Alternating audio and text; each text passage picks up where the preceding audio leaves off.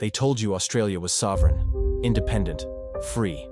But numbers don't lie, money does. By the end of 2024, foreign hands held more than a quarter of this country's wealth.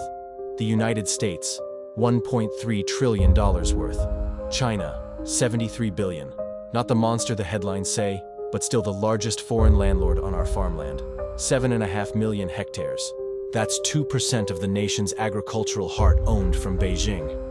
Britain holds about the same. America, roughly 1/3 of that. In mining, the story deepens. Chinese money, over 70 billion since 2006. Coal, gas, lithium. Yancoal, PetroChina, names you never voted for running beneath your feet. And while headlines shout China, remember Chevron, ExxonMobil, and a US presence bigger still. FIRB data shows American capital owns more of Australia than anyone else alive. In housing, foreign buyers spent about $5 billion last year. Most from China and India. $3.5 billion in Chinese hands alone. Meanwhile, rents rose 35% since 2019. Vacancies under 2%. We call it a crisis. They call it an investment opportunity. Media?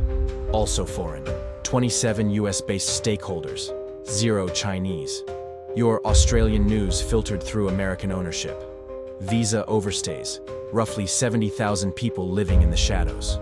Old records show Chinese nationals once the largest group, about 7,000.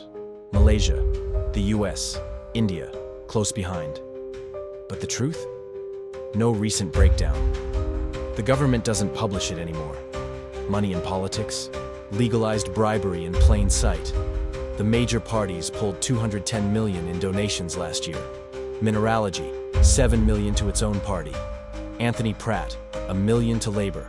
The Liberals' Cormac Foundation, $3.5 million. Every policy you read is a transaction ledger. Lobbyists by the hundreds. Banks, miners, agribusiness. 86% foreign-owned, writing the rules they profit from. They fund the think tanks, feed the media, and call it consultation. Meanwhile, the population soars. 550,000 new arrivals in a year. But only 173,000 homes built. 70,000 families without a roof to match the numbers. Hospitals crowded, schools overflowing, transport clogged.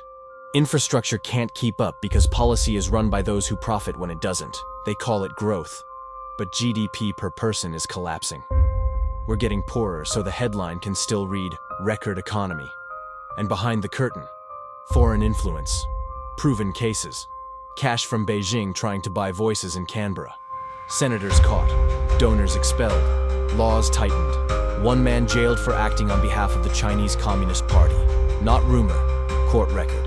Still, no official admission of collusion. Just the same names cycling through boards and ministries. The same policies serving the same donors. This isn't conspiracy, it's accounting. The ledger of a nation sold in pieces. If you want to know who runs Australia, follow the ownership, not the anthem.